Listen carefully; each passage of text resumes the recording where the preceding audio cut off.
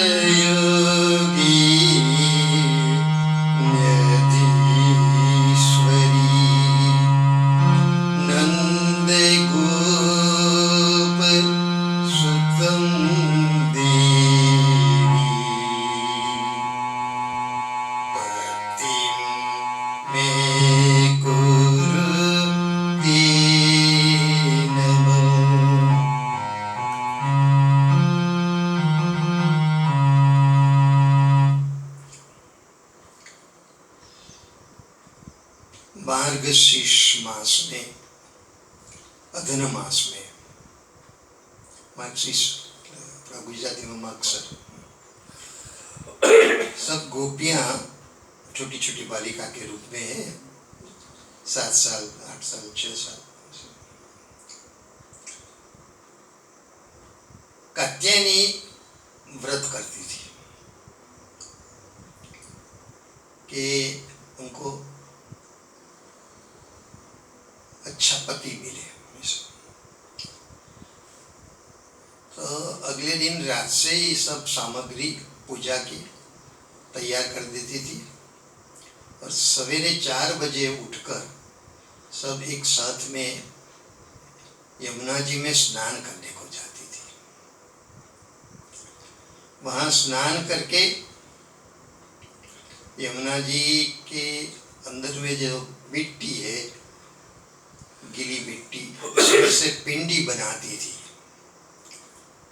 पिंडी एक तो महादेव की बना सकते और माता जी की बना सकते हैं, बाकी कोई देव की पिंडी नहीं बना. पिंडी मतलब कि शिवलिंग के आकार के, दूसरा कुछ नहीं, शिवलिंग जैसा आकार. तो माता जी का भी पिंडी है, शिवलिंग सब बनाती थी अपने अलग अलग पूजा के लिए. और बनाने के बाद में राधा जी से स्पर्श करवा देती थी. राधा जी भी आई थी साथ में, स्पर्श करवा देती थी, इसलिए बहुत जागृत हो जाती थी.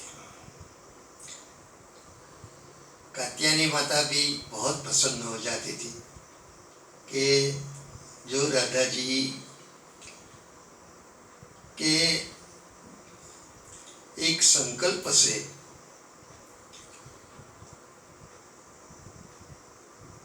सब गोपियां मनोवांछित, सब गोपियां अच्छा पति पा सकती है, वो भी एक विधि कराती है, कात्यायनी की पूजा कराती है, क्योंकि माता जी की महिमा बढ़ाने के लिए। नहीं तो ऐसी कोई जरूरत नहीं, वो तो एक संकल्प करे तो सबको हो जाए। किसी ने कहा कि एक कात्यायनी माता, ये गोपियां बालिका जो है वो तो कुछ विधि तो जानती नहीं है, ये पिंडी में आवाहन भी नहीं करती है आपका, तो फिर कैसे ये हो सकता है व्रत? तो कहा कि राधा जी के स्पर्श से जो हुई है उसका आह्वान क्या करने का है, वो तो स्पर्श किया माता जी ने, तो आह्वान हमारा हो गया, हमारा आह्वान हो गया। सब ये श्लोक गाती थी पूजा करके, कात्यायनी महादेवी महायोगिन्यधीश्वरी नंद गोप सुतम देवी पतिम में कुरुते नमः।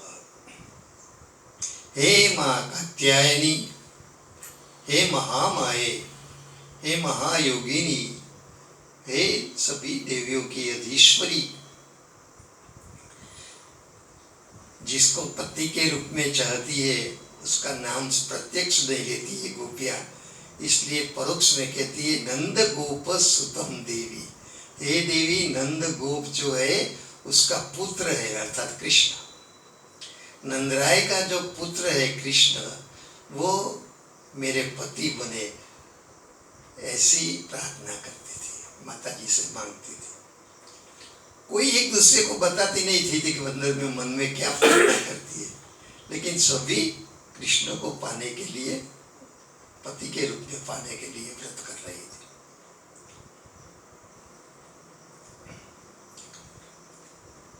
और फिर ये होने के बाद में कात्यायनी माता को यहाँ ये भजन में, गौदास जी का ये भजन है, कात्यायनी माता को भगवती के रूप में लिया गया है। कृष्ण प्रेम दीजे भगवती मैया, विनय सुनी लीजे भगवती मैया। विनय मतलब हमारा प्रार्थना जो है, हम जो प्रार्थना कर रहे हैं भाव से, प्रेम से, वो सुनी लीजिए। तो भगवती शब्द का प्रयोग हुआ है यहाँ कात्यायनी माता के लिए। कात्यायनी माता का एक दूसरा नाम पौर्णमासी भी है। वो मनुष्य शरीर लेके वृंदावन में आ गई थी और धनराय से कहा था कि हमें यहाँ रहना है, यहाँ भगवान कृष्ण बालपन की, बचपन की बहुत लीला करने वाले हैं, तो हमें देखना है। तो कहा कि कोई बात नहीं नंदराय, तुम्हें हम निवास स्थान दिला देंगे, आप रहिए। और तुम्हारे साथ में एक छोटा ये बटुक है, वो कौन है? बोले ये भी नित्य ब्रह्मचारी और नित्य कृष्ण का ऐसा दास है, तो मधुमंगल उसका नाम है। तो बोले आपके रहने की, तो बोले हमारे रहने के लिए कोई व्यवस्था नहीं करने की, यमुना किनारे है, हम खुद ही पर्णकुटी बना लेगी और उसमें रह के कृष्ण की प्रतीक्षा करेगी बचपन की लीलाओं का। बोले आपके खाने के लिए, तो बोले हम तो भोजन करती ही नहीं है, केवल दूध या तो दूध और फलाहार करती है बस। नंदराय ने कहा दूध के लिए एक कौवा, अच्छी कौवा वहां बांधती और फल फलादी रोज आके सेवक आके दे जाते थे। बाद में तो सब गोपियां ही आके दे जाती थी फल फलादी, क्योंकि गोपियों में ये प्रचलित हो गया था कि पूर्णमासी माता से जो भी हम मांगे ने वो मिल जाता है। तो साक्षात कात्यायनी है।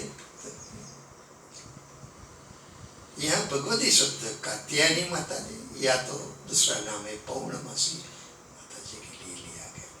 कृष्ण प्रेम दीजे भगवती मैया।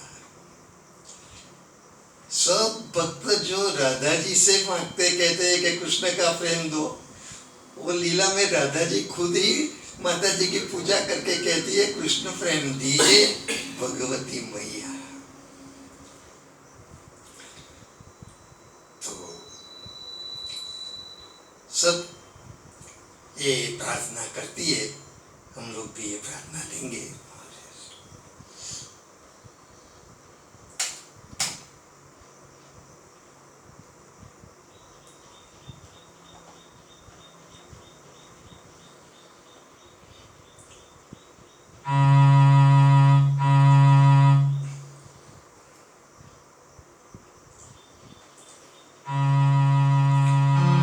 कृष्ण प्रेम दीजिए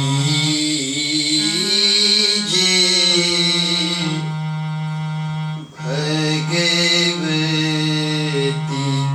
मैया। विनय सुनी लीजिए भगवती मैया।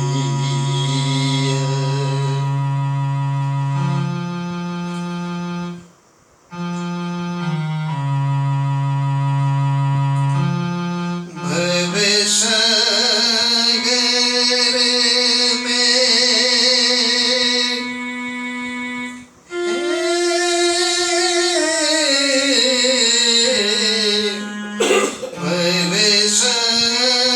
भवसागर में जीवन की नैया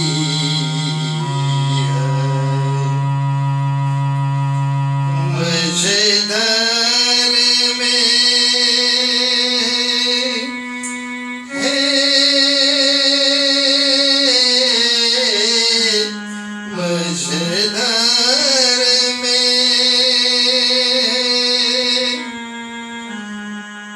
जीवन की नैया।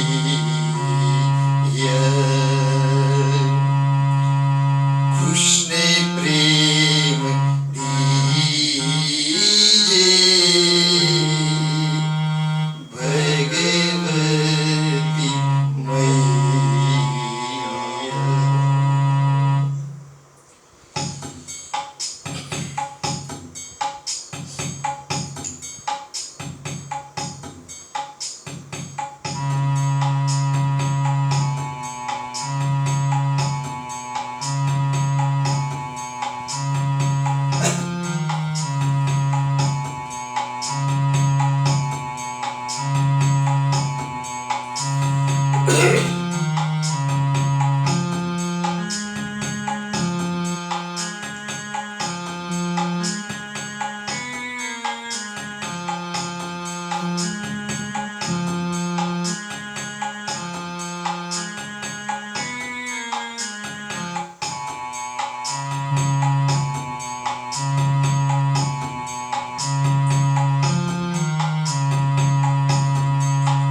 कृष्ण प्रेम दीजिए भगवती मैया।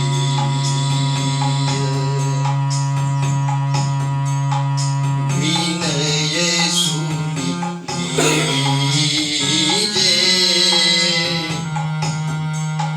भगवती मैया।